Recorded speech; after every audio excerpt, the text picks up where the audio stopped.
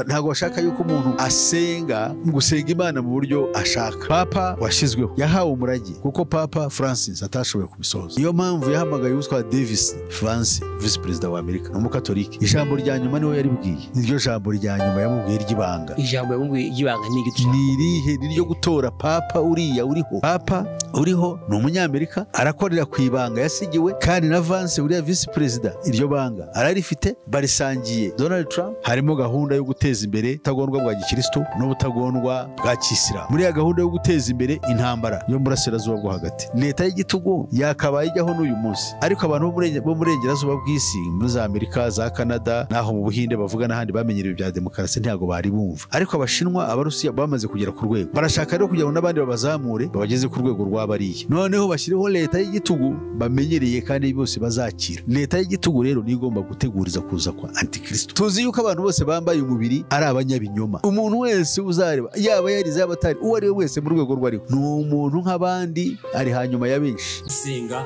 everyday, gusenga buri munsi. Nusenga uzanesha, nunanigwa gusenga uzaneshwa. Senga kakwihebura kandi reka kurira, yayindi yatura rataro bijyanyene. Reka kwihebura kandi reka kurira, yayindi yahungana ana bijyanyene nijya.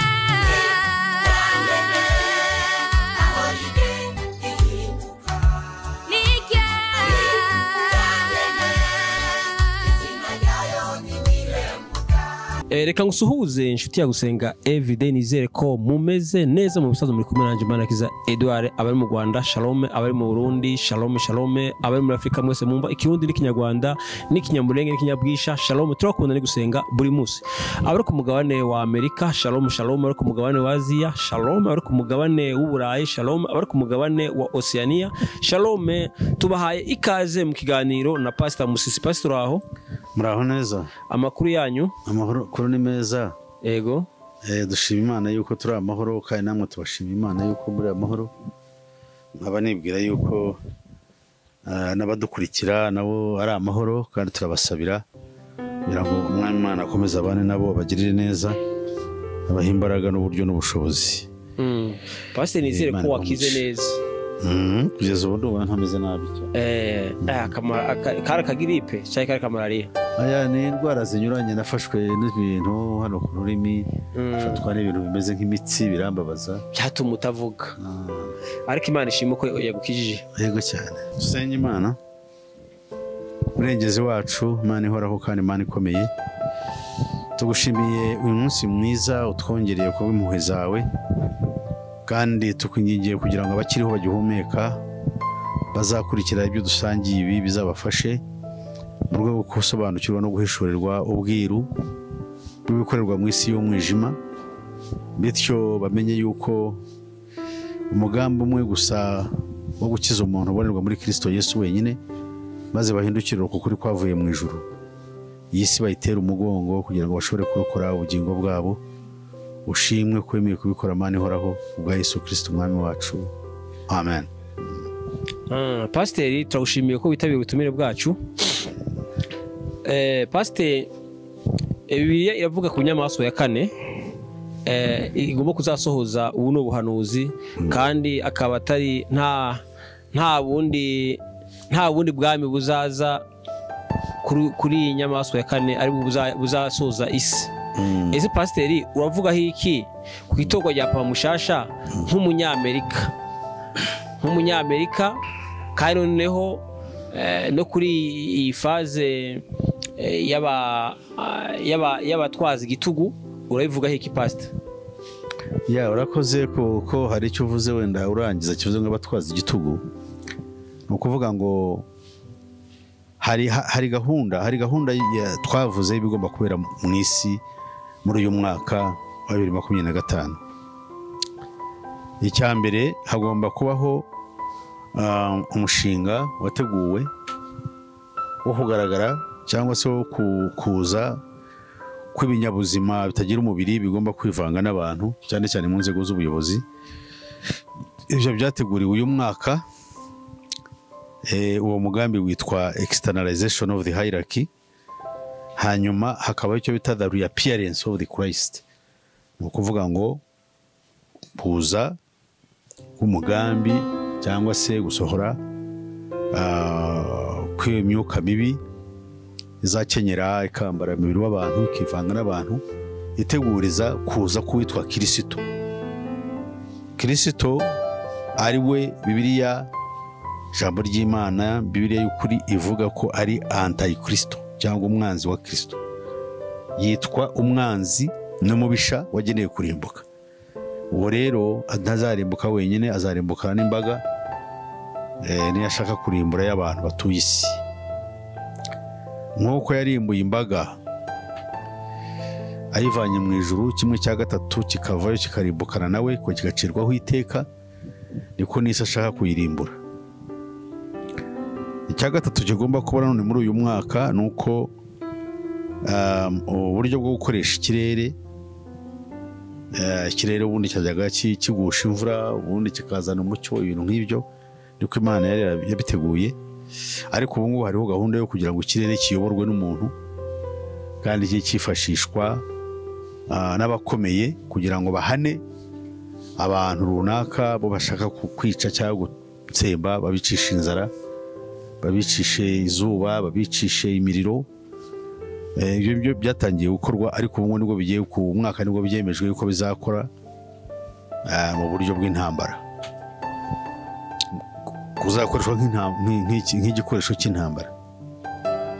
Hanyuma ikindi twababwira muri uyu mwaka gikomeye nicyo bita projet,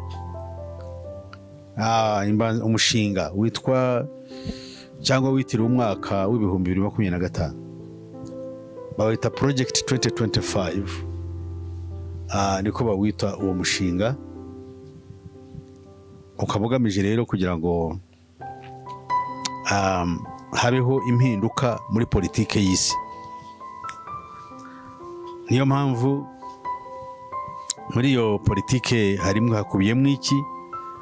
Hakubiyemo gukuraho inzego zari zishingiye ku kintu cyitwa demokarasi, cyabeshywe abantu mu myaka 80 irashize. Hashize imyaka 80 habayeho ikintu nyuma y'intambara ya kabiri y'isi yose cy'abantu gushyirwa ku kintu cyitwa demokarasi na liberalisme. Mbese abantu kwishyira bakizana, abantu bagatora ubuyobozi, ngo abantu bagakora ibyo bashatse, abantu bakagira parlement zishingiye ku mashyaka menshi n'ibindi nk'ibyo byo bajyaga bavuga yuko ari ibintu bigamije byo guha abantu ubwisazure. Ibyo bintu byabaye umuco mu bihugu bimwe, cyane cyane iby'uburengerazuba bw'isi. Ubu rero ibyo barashaka kubikuraho, kuko kugira ngo bari babikoresheje kugira ngo bakurura abantu, bahanganishe abantu, ndavuga abantu batuye isi, babace mu migabane ibiri. Imigabane iyoborwa n'abanyagitugu, abakomunisiti biswe abanyagitugu kuko badakurikiza amahame ya demokarasi muri politike. Noneho hakabaho n'abitwa ngo ni abademokrate b'Uburayi bw'uburengerazuba cyane cyane n'ahandi bagiye bakoloniza. Byose ari ugasanga ni ibinyoma bakoresha, kuko ari abo bitwa abademokrate nibo bakolonije Afurika. Ariko Afurika irimo amage kubera bo, nyamara sibo, ahubwo ni yindi groupe y'abantu bategeka iyi si bakomeye cyane. Nibo bakora ibyo, bahanganisha abantu, bakarwana, bakatera umwiryane mu bavandimwe no mu bihugu bwabyo, bagamije kugera ku nyungu zabo. Rero inyungu bagomba bashaka kugeraho twavuze nuko bashaka kugera kuri ya gahunda ihuriweho n'imiryango 17, imiryango 17 yo bita oligarchical group. Ni imiryango 12 y'abafrimaso, ntibagaragara mu buryo bugaragara hanze, ariko barahari n'abantu bambaye umubiri, ariko bakorerwamo n'abadayimoni. Ubundi Paulo yavuze amagambo, reka nyasomere ko nkomeza. Amagambo ni amagambo dukwiye guha agaciro, dusanga mu Efeso igice cya 6 murongo noneho wa 10 murongo wa 10 turebe umurongo wa 10 Pawulo amaze kwandika urwandiko yandikiye abantu benshi ababwira ko bagomba kwitwara hanyuma babwira ko bagomba gutwara intwaro z'Imana. Aravuga ati bisigaye mukomerere mu mwami no mu mbaraga z'ubushobozi bwe bwinshi, mwambara intwaro zose z'Imana kugira ngo mubashe guhagarara mudatsinzwe n'uburiganya bwa Satani. Kubera iki?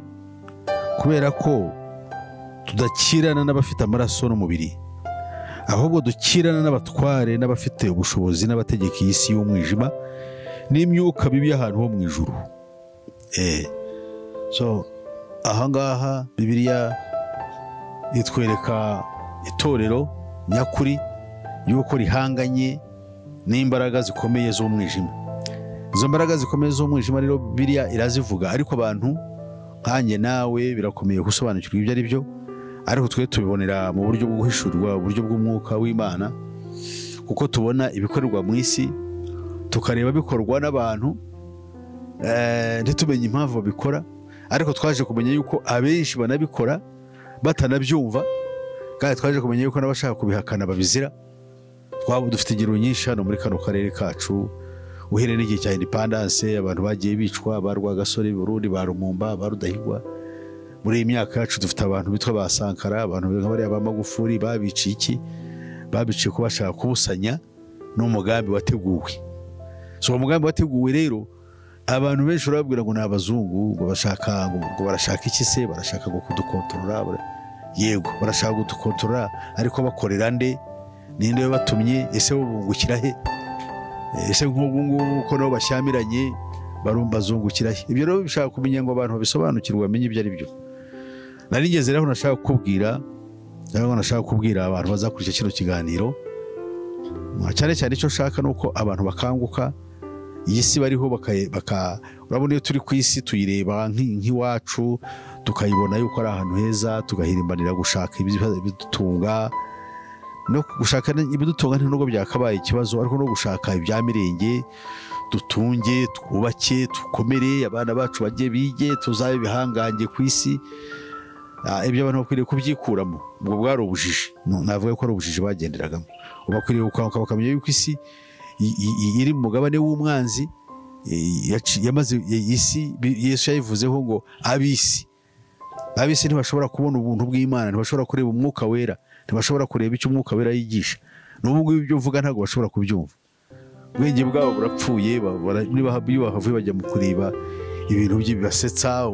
Urubyiruko rwacu rumaze kwangirika, ntabwo rukiga ngo rube intellectuel, ntabwo ntirushobora kuba rwabazo, kuko ntabwo rwiteguye kwiga. Rusabira utuntu dukeya hejuru, bizamini babikora ngo batsinde, babone impapuro ngo bava bajya hariya, nabyo nuko bigenda binanirana. So rero ibyo kaniye kubitindaho, ariko ubwo nagira ngo abantu bacu cyane cyane urubyiruko, kuko rwo ruri imbere, abantu bakuze ni hahandi habo ntabwo bafite igihe kirekire cyo kuba, ariko n'igihe gitoya bafite nabwo baraza kubona ibintu byinshi. Ntabwo mu myaka 10 iri imbere sinzi uko ibintu bizaba bimeze nabi cyane. Ndavuga uhereye muri uyu mwaka w'2025 kugera mu mwaka w'2035 hazaba hari iki?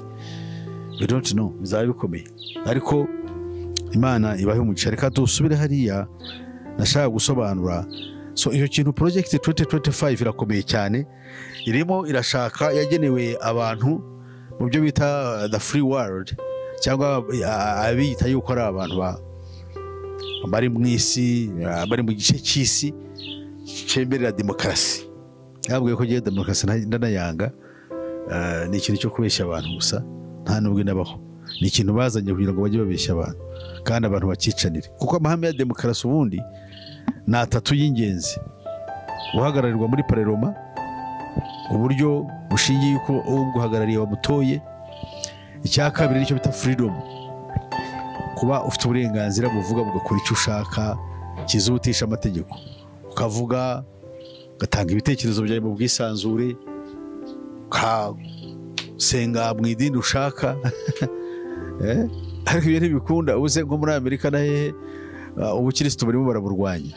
Urajya ku muhanda bavuga ibya Yesu, no muri Israel bavuga ngo abademokrate, mu Buhinde baravuga ngo hari demokarasi. Muri Buhinde bavuga ko ariyo the largest democracy on earth, niyo demokarasi y'igihugu cya mbere ngo cyarutura muri demokarasi. Ariko barica abakristo, barica abasilamu, baranyinduru ziravuga. Ntabwo bashaka yuko umuntu asenga mu buryo gusenga Imana mu buryo ashaka ahisemo, ntibikunda. Kandi aho ngaho wajya mu Bushinwa aho bakora ibintu nk'ibyo bakavuga impamvu babikora nuko ari abakomunisiti, ariko Abahinde se bitubona abademokrate bakoze. Abantu bacu buzuye ubujiji gusa. Waruvuze ngo ukunda abatwaza igitugu. Ntabyo gukunda kubakunda. Narigeze ku ba gatatu. Aba gatatu baravuga ngo icyo bita equality, uburi kungana kw'abantu, ratio on the basis of race and religion. Abantu bose tutitaye kuko basa ku ruhu rwabo bagomba kuba bangana, bakagira opportunities zimwe. Jya muri Amerika uzasanga mwirabura kubona akazi ari ikibazo. Jya muri Israel ubwaho urebe ukuntu abaflasha bafatwa bavuye muri Afrika, kandi nabo n'Abayahudi, ni nabo bakomoka mu rukiri rwa Salomo. Ariko se barabafata bate? Ibi ni ibintu baba babeshya abantu. Ubwo ushaka kwereka ko bino bintu ntacyo bimaze bya ngo za demokarasi. Demokarasi izo ni principles zazo. Ya mbere, representation, parliamentary elected parliamentarians, kuba mufite bahagarariye mwitoreye. Cyo niyo cya mbere. Cya kabiri nkubwiye ko ari freedom. Freedom ni ukuvuga kuba mu bwisanzure, uriho mu mahoro, udafite ikigukanda byanjye gutera ubwoba. Cya gatatu ni equality, kuba mungana, abantu bangana. Ayo ni amahame ya demokarasi, ariko ntaho aba ku isi. So rero ibyo wenda tushake tubirebe, tubishyire ku ruhande.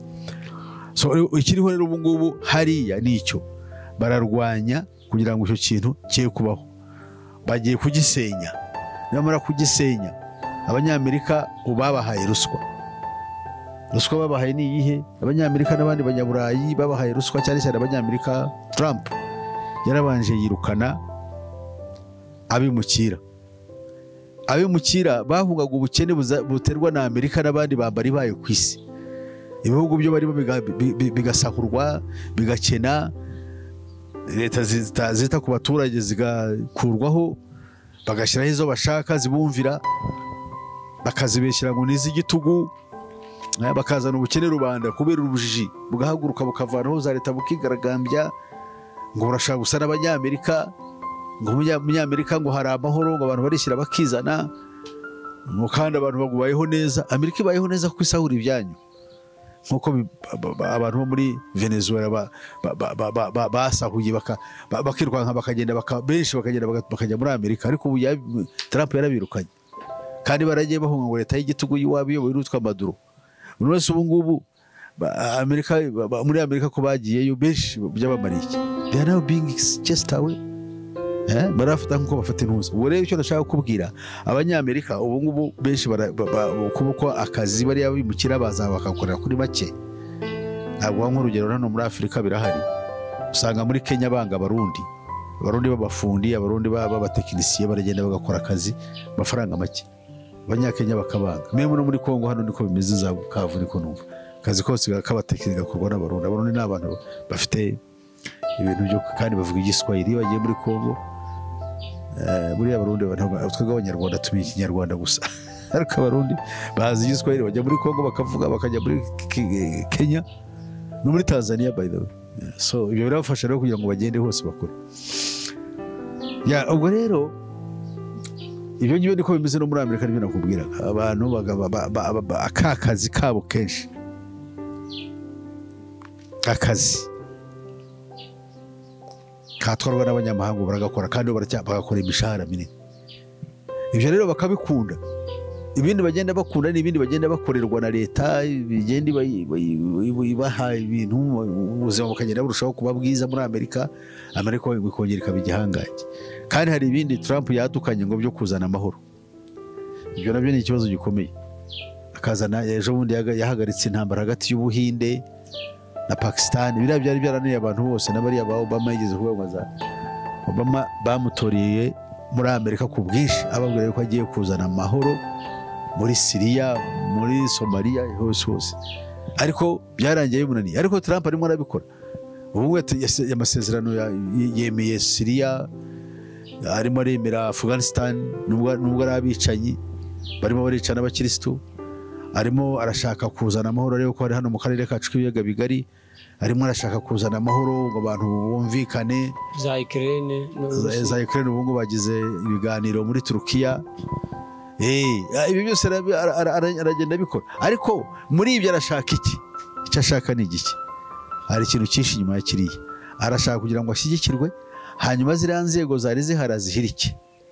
Namara kuzihirika kandi zimwe za demokarasi, namara kuzihirika, kuko arashaka kujya akora ibi, arashaka yuko ubutware, abashaka kumenya ibyo bazajye kuri Google bashakisha icyo bita Project 2025 bazayibona. Sinzi no mu Gifaransa n'abirimo simbizi, mu Cyongereza babibona. Rero niyo mpamvu bimeze nabi, bimeze nabi cyane.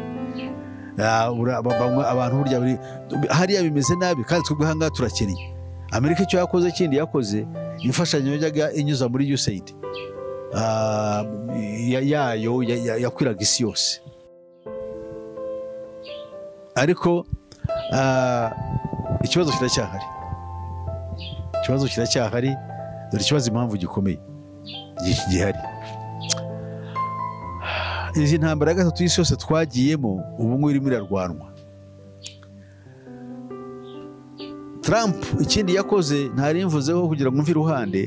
Trump ikindi akora ni ugushaka guteza imbere ubukristo. Trump arashaka guhagarika intambara ku isi, intambara ntabwo ashaka arimo arashaka kuzana amahoro ngo abantu bose bamurebe, bamufokasingeho. Ni ishusho ya antikristo. Ariko ayo mahoro yazana, ashaka kuzana, si uko amakimbirane azaba avuyeho, n'igitera abantu kurwana si uko kivuyeho, ahubwo ni ibintu byo kugira ngo abantu bamurebe, ahagarare mu ishusho y'umutabazi w'abari mu isi, ahirike umurongo ushingiye kuri demokarasi no kwishyura ukizana kw'Abanyamerika. Na biriya bintu byo bavuga by'ubutinganyi n'ibiki byose ntabwo azabikuraho, na biriya byo guhinduza ibitsina n'ibiki. Ariko Abanyamerika birababangamira abakirisitu. None yavuze ngo arashaka ngo ubukirisitu ko yabuteza imbere. Noneho bariya bahinduye ibitsina b'abasirikare bo mu gisirikare cya Amerika, bo yababwiye yuko nta mfashanyo bazajya bahabwa zijyanye n'ingaruka z'ibyo bagiye bikoraho. Urumva nabo yabakura inzira ku murima, bakavuga yuko ngo abangamiye uburenganzira bwa muntu. Urumva abantu bari bageze kure muri biriya byo bakora. Ariko biriya bizakomeza, ahubwo bizakomeza mu buhe buryo, kuko ni umuco n'ubundi watangiye, ntawe uzanga kubikora. Ariko ababikora bose sinzi yuko bizabungura, n'ubundi babikoreshwa n'ubugoryi. Kandi ibituma babikora cyane cyane n'abagabo bahinduka abagore, kuko babona umugore afashwe neza, umugore niwe ufite ijambo, umugore ni amahirwe. Abantu bishoboka bijyamo muri ubwo buryo. Ariko ibyo ngibyo naba bikimeze kuriya ntibizabuza yuko abantu babijyamo n'ubundi. N'ahangaha mu Rwanda turaharubona abagabo benshi bagiye bata umurongo, ntakiri umugabo, naba no mu rugo ntafatwa nk'umugabo, naba ari ahagiye hose no mu rugo n'abana n'iki. Rya shema ryacu ry'umugabo ngo ni nyir'urugo ryatumaga umuntu yiyumvamo akagira ishema ryavuyeho. Ubu no mu Rwanda bishobora kuzatangira, no muri Afurika n'ahandi hose, umuntu kwifuza kuba umugore. Ubundi umuntu yabaga yifuza kubyara umwana w'umuhungu akumva aranezerewe. None abana b'abahungu bahindutse ibizezenge, ntabanywa urumogi, ntabanywa itabi. Umwana w'umukobwa yatwaye inda y'indaro nk'uko yarangije amasegonderi, imiryango yo kumuhera muri kaminuza irahari, umuhungu ntabibone. Akazi nako niho gahabwa, akazi karahabwa abagore. Kira akazi gakomeye cyane, wenda kajyanye n'ingufu, wenda nk'ibi byo kwisumamo cyangwa se biriya bya gisirikare, ngira ngo bene nk'ibyo. Ariko akazi kari kiriko gasanzwe n'abagore bagahabwa. nuko bakunda se oya ni systeme mpuzamahanga niko ikora ibishaka kugira ngo isenye umuryango disorganizinge abantu ibyo tujya tubabwira ariko abantu babyumva kandi biri yongera bivuga yuko abantu bazategekwa n'abagore bagategekwa n'abana kubera kutumvira Imana. Ibyo nibyo turimo nuvuga ngo isi iragenda umutwe w'imiryango imitwe y'imiryango iragenda ishwanyuka kera habagaho abakuru b'imiryango apana umuryango muto w'umugore n'umugabo n'imiryango ishingiye ku bantu runaka ibyo bahuriyeho rwabo rurimi cyangwa umuco cyangwa ubwoko bagiraga umutware w'umuryango nk'uko rero bari abami bo muri Kongo hari abantu bita ngo ni abami ariko abo bantu bariho kubera iyo societe kugira ngo ibeho ikaba iteye neza ifite uburyo igatera imbere ikagira umuco ikagira kubaha ikagira uburere none ibyo bisoro bagenda babikuraho muri Kongo nuko bakiri mu ishyamba bakiri mu kavuyo ariko nabo bagiye ku murongo ishezo birana byo bazabikuraho bira ntabwo biboneye abantu bakwiriye kuba ibigoryi bakabibitinganyi bakabibintagaze ibyo nibyo bashaka gushyira imbere.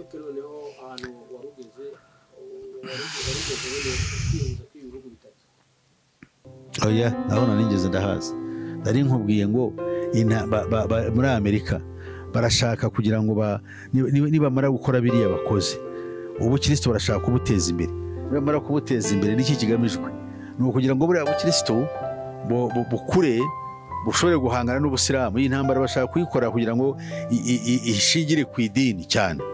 Niyo mpamvu hari ibintu biri mu bikorwa. Icya mbere hariya muri Isirayeli hari icyago gikomeye cyane cyo gushaka kwirukana abantu bo muri Gaza bakabahakura bose bakahavana barabiteguye. Niyo mpamvu ubu ngubu Isirayeli irabombarida cyane bari abantu irakora genocide yica abantu cyane cyane bahari ibahora iki ngo hari abantu baze kurekurwa kandi bari abantu baze kurekurwa bo Hamas yatwawe bafungwa z'Abisirayeli nuko ngo bari abantu bashobora kuba batakinariho kuko ya ntambara kiriya gikorwa cyabaye hariya cyateguwe na Mossad cyateguwe n'imitwe y'ibyihebe ishyikiwe na Mossad. Mossad ni ubutasi nishyira hamwe rishinzwe ubutasi bwa Isirayeli. So rero abo ngabo nibo bakora biriya bintu twarabivuze ibintu nshaka kubisubiramo. Icya kabiri gikomeye cyane kugira ngo iyo ntambara ikomere Papa washyizweho yahawe umurage kuko Papa Francis atashoboye kubisohoza. Papa Francis yari afite inshingano zikomeye cyane ariko igihe cye kirarangira kuko ni umuntu nyine arapfa ariko hari ibyo yagombaga gusohoza. Niyo mpamvu yahamagaye witwa Davis Vance vice president wa Amerika ni umukatolike. Ijambo rya nyuma niwe yaribwiye vice president wa Amerika kandi vice president wa Amerika uriya ashobora kuba ari uzakorera mu ngata Trump ntabwo sinshaka kubihamya ariko ashobora kuba ari uzamusimbura. Ubu ni nkawe uri mukora umurimo we. Trump arashaje nawe uramureba ariko ahisi igenda igana. Trump ubu niwe ugaragara ariko arubaka ikintu azasigira undi muntu nkuko Papa Francis yasigiye uriya Papa wundi amusigira iki ibanga rikomeye. Ryabanga yamusigiye ninde ryabwiwe ni David Vance vice president cyangwa vice president wa Amerika ni umugaturika ku idini. Waruvuze ko ijambo rya nyuma Papa Francis yavuze yaribwiye David Vance vice president wa Amerika ararimubwira niryo jambo rya nyuma yamubwiye ry'ibanga. Ijambo yamubwiye ry'ibanga ni irihe? Niryo gutora Papa uriya uriho ni umugaturika kandi n'umunyamerika. Buriya hari icyo bita Church and State. Ubundi Church and State niyo programme abantu muri mu byo bita free world bari aba demokrate bajyaga bavuga yuko Church and State bivuze yuko iyobokamana rigomba kwigenga. Idini rigomba kuba iby'amadini bigomba kuba kwabyo n'ibya leta bikaba kwabyo. Urero bigiye kuba ikintu kimwe. Kuba ikintu kimwe hehe bitangire muri bya bihugu bivuga yuko byo ari byo byari bifite ayo mahame yo kugendera kuri izo ngamba zo kwishira ukizana z'amadini kugira umurongo wayo independence. So ubu rero that independence cyangwa ubwigenge ya Kinyarwanda cyiza ubwigenge bw'amadini kubutandukanya n'ubutegetsi bwite bwa leta. Ibyo rero muri Amerika buriya byarangiye. Papa uriho ni umunyamerika, arakorera ku ibanga yasigiwe, kandi na Vance uriya visi perezida iryo banga ararifite, barisangiye na Donald Trump mu rwego rwo kuzamura cyane cyane umuriro ushingiye ku iyobokamana. Iyobokamana igiye kugira imbaraga n'ubukirisitu bugiye gukomera muri Amerika ndetse no ku isi yose, cyane cyane ko abagatulika nibo bakomeye cyane ku isi. Muri Amerika sibo bahari, nubwo papa ko muri Amerika hari abakirisitu baho baba cyane cyane b'ababatista nibo benshi. None abo ngabo barimo barahabwa umurongo wo gukomera kugira ngo iyi ntambara gatatu y'isi yose igiye gushingira ku madini abakirisitu bazashobore kuyirwana bayibonamo. N'ubu ngubu niyo mpamvu babigenza buhoro. Ubu ngubu barimo barategura ubusilamu bushingiye ku butagondwa, nk'uko tubona ibyo bita Hayat al-Sham, ni ishyaka ry'abasiriya rya Siriya ry'abayisilamu bashingiye ku matwara akaze. Niyo bafashe leta ya Siriya, ubu ngubu bafashe leta muri Afghanistan, n'ahandi bagenda bagira imbaraga. Abo bose bagiye rero guhuza za mbaraga zabo, bahuze na Irani, bahuze n'ahandi hose, wa mwuka wa kisilamu bukare usiterwa imbere. Abangaba nabo ubukirisitu nabwo butezwa imbere. Muri za ntego dufite 21 harimo gahunda yo guteza imbere fundamentalism y'ubukirisitu, ni ukuvuga ubutagondwa bwa gikirisitu n'ubutagondwa bwa kisilamu. Muri ya gahunda yo guteza imbere intambara yo muri Burasirazuba bwo hagati, bariya abantu bicwe ndetse ndavuga Putin na Xi Jinping w'Ubushinwa na Trump, bafite ikintu barimo bubaka gikomeye cyane kigiye gushwanyuka mu minsi mikeya, gishingiye ku idini. Amadini agiye guhangana, nizo ntambara zigiye gushinga ku idini. Yego n'ibindi abantu bazabipfa, amoko nk'ibingibi biri iwacu hano barabipromotinga kugira ngo babone uko batushyira ku murongo cyangwa baduha icyerekezo bashaka. Ariko rero hariya niho cyane cyane imbaraga ziri. So rero ubwo nicyo nakubwira, ibi byose bikorwa ni ukugira ngo birateguriza iki iyo ntambara, niba izateguriza iki. Ya ntambara niba izasanga ari amahame ya demokarasi, amahame agiye kujyana n'iyi ntambara. None iyi ntambara uko igende irangira, nk'uko umuryango w'abibumbye washinzwe kubera intambara ya kabiri y'isi yose, ubu ngubu kubera ibyago bigiye kubaho mu isi, bigenda bibaho n'inzara n'ibyago n'ibiki byose bigenda biba mu isi, isi iragenda ikushumuka, isi iragenda igana kuri cya gikorwa cyo gushyiraho leta imwe. Iyo leta imwe rero izabaho, izaba iteye ite? Izaba ari leta y'igitugu. Abangaba nibo barimo bubaka ziriya democratic values, ziriya ngenagaciro zishingiye ku mahame ya demokarasi, zirimo zirakurwa buhoro buhoro ku isi yose.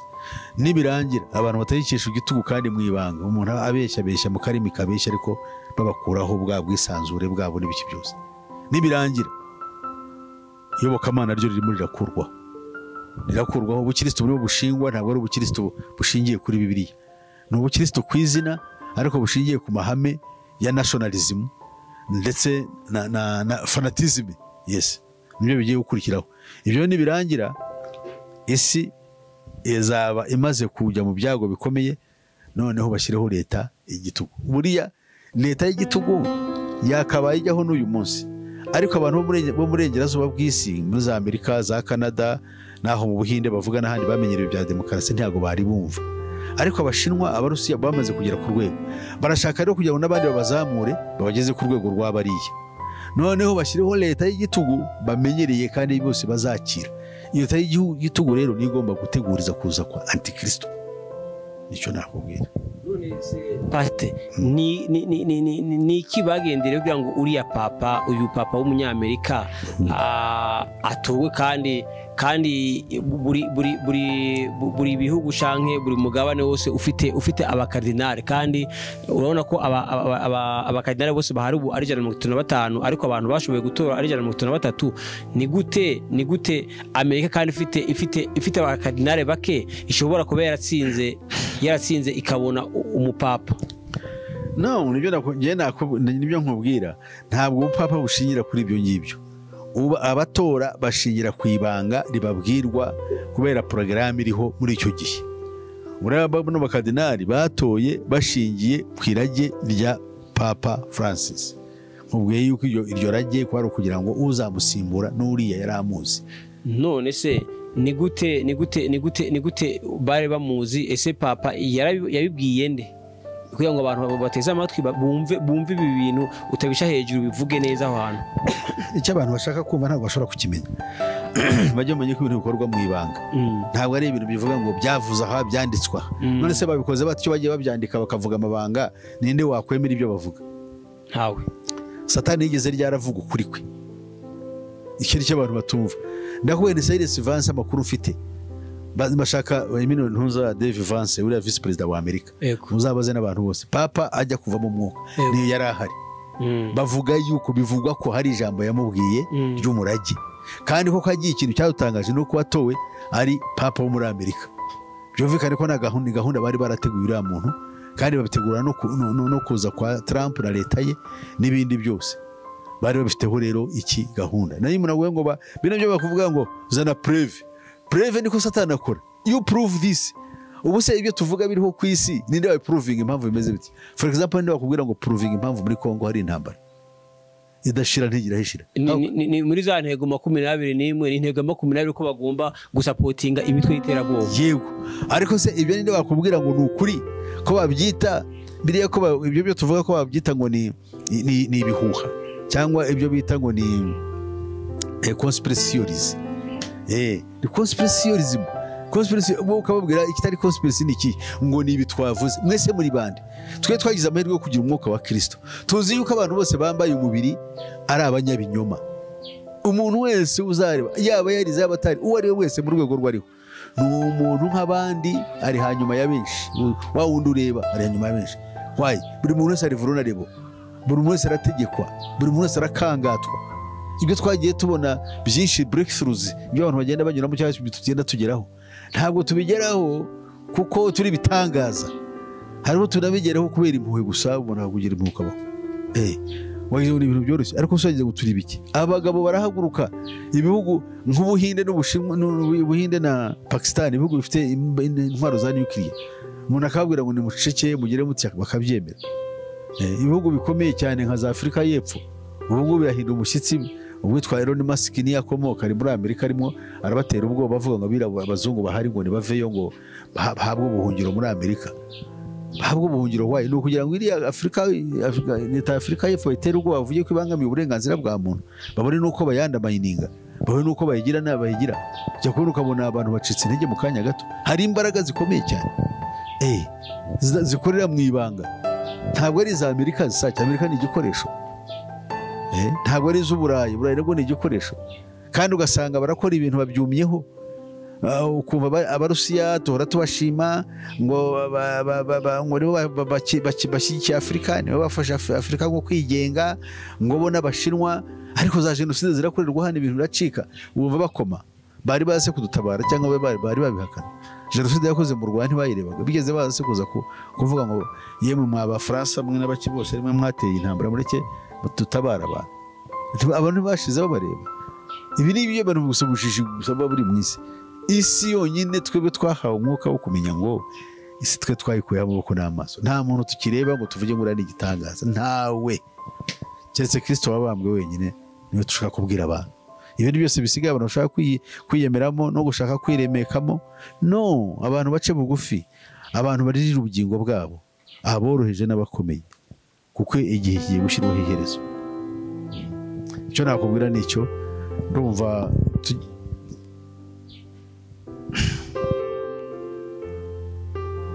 Pastor, niki uri murabona uri murareba iyo ubonye iyi nyamaswa ya kane ari Roma ntagatifu ari igomba kuzasoza, ko nta yindi mu buhanuzi buhari, ko nta bundi buyobozi buzaza.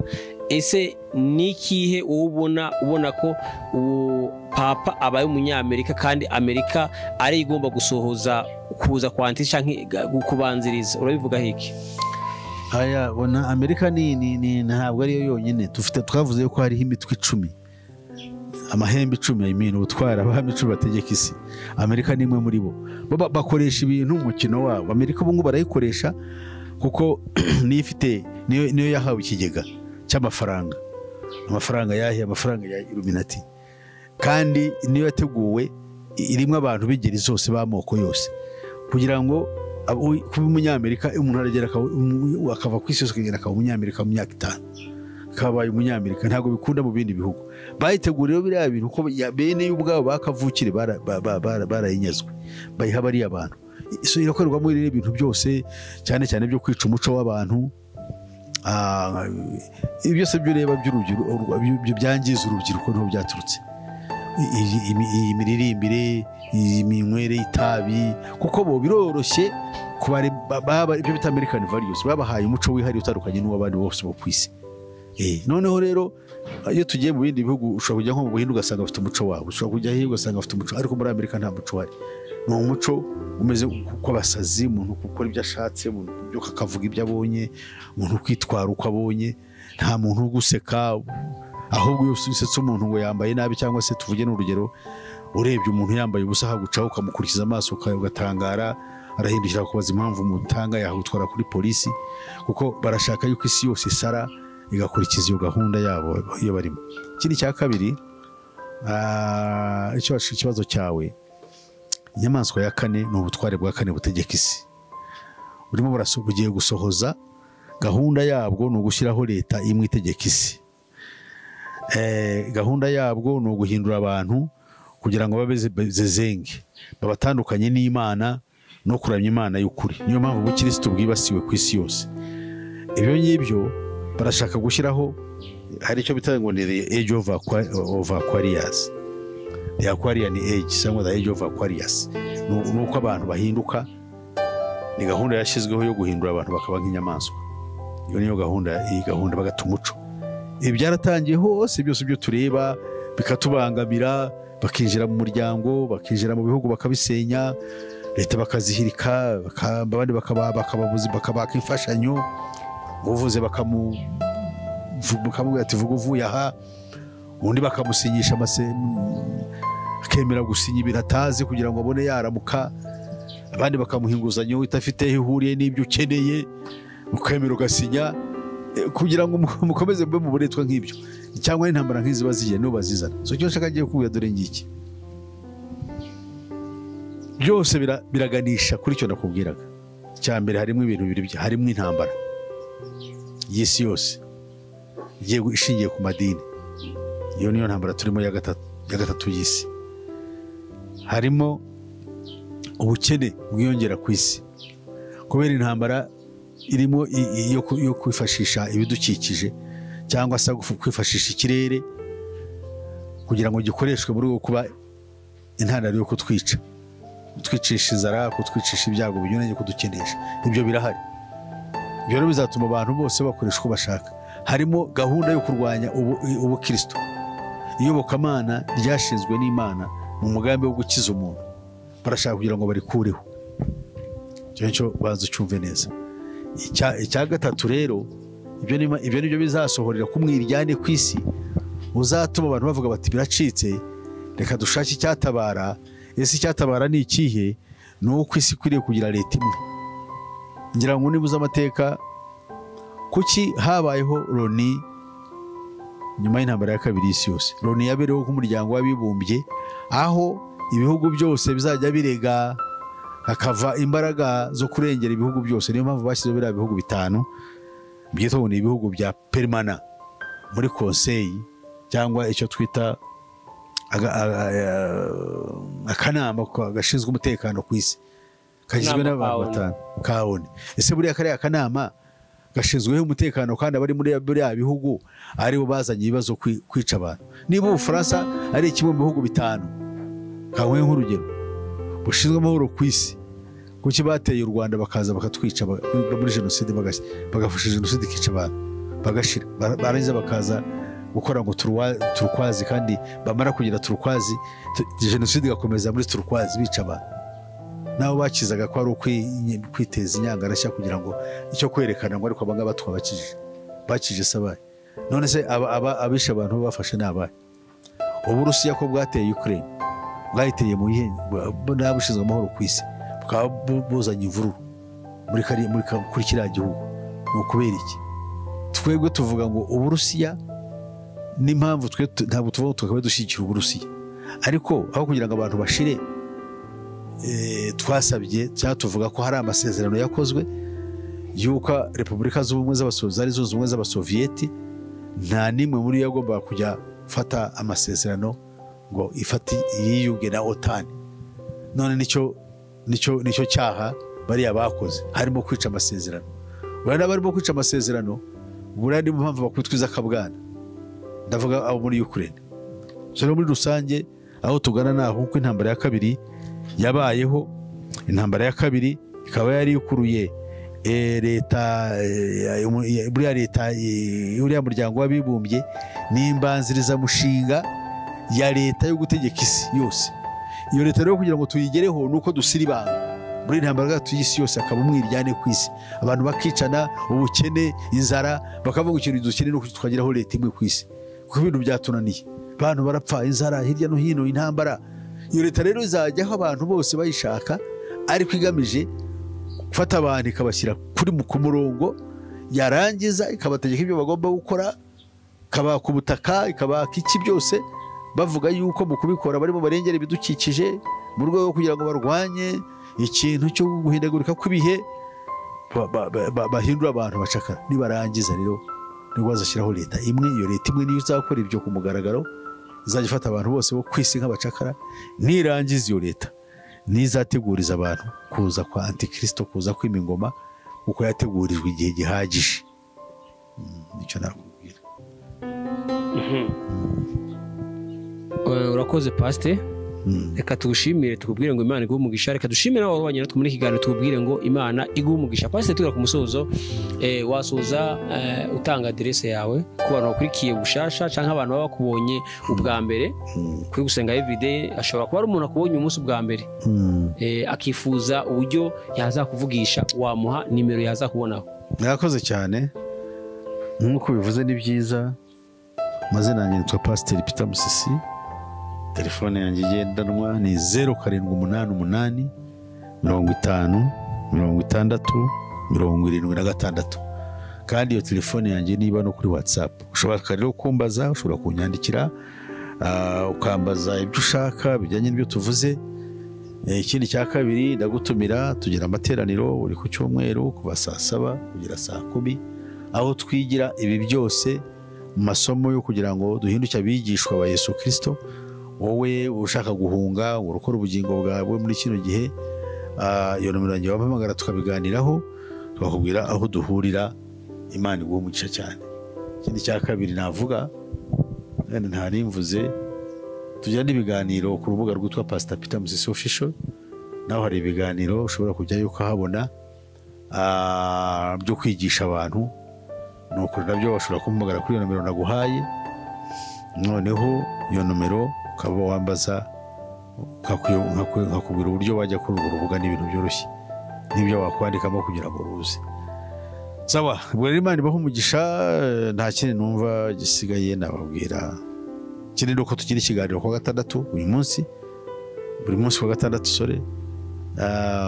ikiganiro cyitwa ijwi ry'Imana y'integuza kuri Radio Mucyo nacyo ni ikiganiro kivuga butumwa mujye mugikurikira Imana ibahe umugisha saa 8 murakoze cyane reka tubashimire tubabwire ngo Imana ibahe umugisha ikiganiro nawe gutaha shalom shalom Yesu akomeze abagire neza abagure niyo rangiza kumva kino kiganiro ugihereza inshuti yawe udufashije kwamamaza ubutumwa bwiza amen tuzasubira tuzongera bye bye gusenga everyday gusenga buri munsi nusenga uzanesha nunanigwa gusenga uzaneshwa senga